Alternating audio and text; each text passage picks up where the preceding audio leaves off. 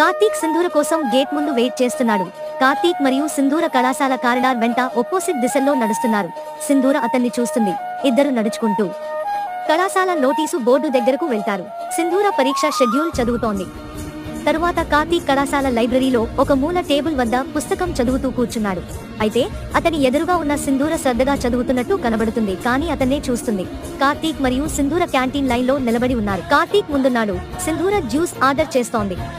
కార్తీక్ కూడా అదే juice order చేస్తాడు. ఆమె చిన్నగా నవ్వుతుంది. ఇద్దరూ ఒకేసారి కళాశాల టెర్రస్ పైకి ఎక్కుతారు. చినుకులు పడటం ప్రారంభమైంది. సింధూర మరియు కార్తీక్ కొద్దిసేపు అలా ఉండిపోతారు. వారు ఇంటికి వెళ్లేటప్పుడు వర్షం పడుతుంది.